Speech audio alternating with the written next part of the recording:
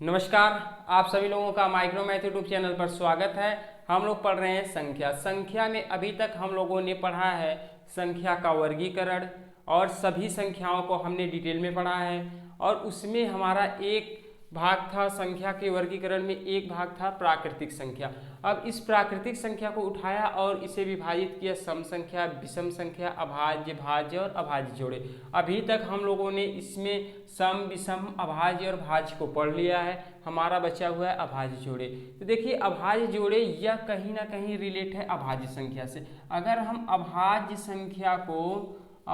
संख्या को दो भागों में बांटें तो एक हमारा भाग हो जाता है अभाज्य जोड़े, अभाज्य जोड़े या अभाज्य जोड़ा। दूसरा बन जाता है सह अभाज्य संख्या।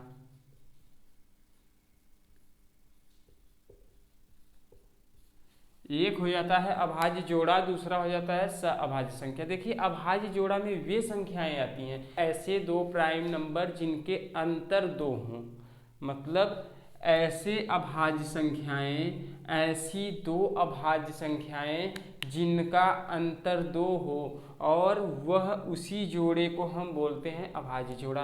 अब जैसे हम अभाज्य संख्या लेते हैं 2, 3, 5, 7, 11, 13, इसके बाद 17, 19। अब देखिए इसमें से अगर हम अभाज्य जोड़ा ढूंढें, इन दोनों को देखें तो इन दोनों का अंतर कितना है? इन दोनों का अंतर 1 है। लेकिन से इन दोनों को देखें तो इन दोनों का अंतर हो जाएगा 2। इन दोनों का अंतर क्या हो जाएगा? 2 हो जाएगा। और यहाँ पर देखिए इन दोनों का अंतर 2। अब यहाँ पर इसको देखेंगे तो इनका अंतर 4 आ जाएगा। इन दोनों को देखा जाएगा तो इनका अंतर 2 हो जाएगा। अब इनको देखेंगे तो इनका 4, इनको देखेंगे तो इनका हो जाएगा 2। अब देखिए जो जो 2 हो रहा है, जिसका जिसका अंतर 2 हो रहा है, उसे हम लोग अभाज्य जोड़े के कैटेगरी में रख लेते हैं। जैसे यहाँ पर नहीं हुआ, ये वाला हुआ है 3 और 5, इसके बाद 5 और 7, इसके बाद आपका 11, 13, इसके बाद आपका 17 और 19। देखिए इसमें जितनी भी संख्याएं हैं सभी संख्या अभाज्य होनी चाहिए, सभी संख्या अभाज्य होनी चाहिए। इसमें जितनी भी संख्याएं हैं सभी संख्या अभाज्य होनी चाहिए। और देखिए अभाज्य जोड़े में दूसरा कैटेगरी है सअभाज्य। क्या? सअभाज्य। इसमें वे नंबर आते हैं, इसमें वे सभी नंबर आएंगे जिनके एचसीएफ 1 होंगे। क्या? जिनके एचसीएफ 1 होंगे, या तो कहा जाए कि उन दोनों संख्याओं का कॉमन 1 हो। मतलब वह दोनों संख्या केवल 1 से विभाजित हो। जैसे ले लेते हैं 2, 3, ये हमारा सअभाज्य संख्या हो जाएगा। इसके बाद 4, 9 देखा जाएगा। अगर इसका एचसीएफ निकालेंगे तो इसका एचसीएफ 1 आएगा। इसके बाद अगर हम लोग देखते हैं 7 और इसके बाद 15 और ले लिया जाए 8, 21 और कोई भी नंबर ले सकते हैं।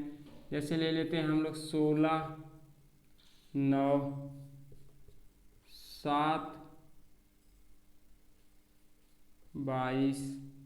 ये सब संख्याएं जो है हमारी सअभाज्य संख्या होती है। अगर हम इन दोनों का एचसीएफ निकालेंगे तो 1 आएगा, इन दोनों का एचसीएफ 1 आएगा।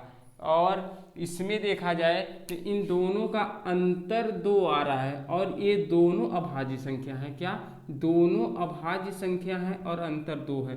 सब में अंतर 2 है, अभाज्य संख्या दोनों है। तो अभाज्य संख्या हो और उनका अंतर, उन दोनों संख्याओं का अंतर 2 हो तो उसे हम बोलेंगे अभाज्य जोड़ा। और इसके बाद सअभाज्य के लिए वे संख्याएं जिनका एचसीएफ 1 आता है, वो संख्याएं जिनका एचसीएफ 1 आता है उन्हें सअभाज्य संख्या कहते हैं। और सअभाज्य संख्या में 2 ही संख्या होनी चाहिए। ये नहीं कि आप तीन संख्याओं का आप लोग एचसीएफ 1 निकाल लें और उसके बाद बोलें कि ये हमारी सअभाज्य संख्या। नहीं, हमारा 2 संख्या होनी चाहिए, उसमें केवल 2। अब देखिए इसका प्रयोग हमारा भिन्न में होता है। भिन्न का मतलब जिसे हम ले लेते हैं कोई भिन्न 4/6।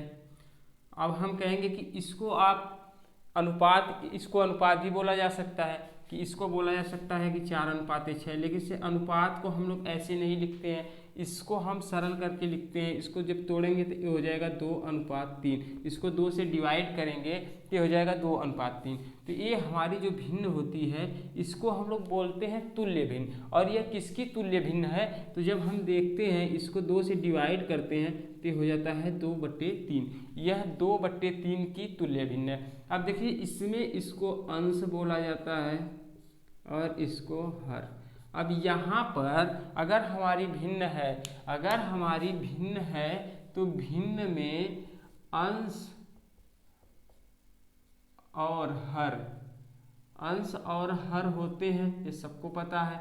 तो अगर अंश और हर का हम एचसीएफ निकालेंगे तो इनका एचसीएफ 1 होगा, इनका एचसीएफ 1 होगा। तो अगर तुल्य भिन्न ना हो, तो तुल्य भिन्न ना हो तो इनका एचसीएफ 1 होगा। देखिए जब आप क्लास टेंथ में जब आप कर्ण में 2 को अपरिमेय सिद्ध करेंगे तो उस समय आप इसको परिमेय मानेंगे और कहेंगे कि जो हमारा P और Q है, मतलब कि इन संख्या को P/Q के रूप में मानेंगे। और P और Q जो है वह क्या है, सअभाज्य संख्या है, वह एक भिन्न होता है और सअभाज्य संख्या होता है। आपको पता है कि परिमेय संख्या जो होती है वह P/Q के रूप की होती है। P और Q पूर्णांक होते हैं। इसके बाद Q का मान 0 नहीं होना चाहिए, ये हमारा परिमेय की शर्त है। जो इस शर्त को, जिस पे यह शर्त संतुष्ट हो जाता है उसे हम लोग परिमेय संख्या बोल देते हैं। अब देखिए यहाँ से ये तो आपका हो गया। देखिए सअभाज्य संख्या का हमें बहुत सारी आवश्यकता पड़ती है, तो हम लोग क्या करते हैं, ये हमारा बहुत इम्पोर्टेंट होता है और इसी प्रकार से हम लोग इसको पढ़ते हैं।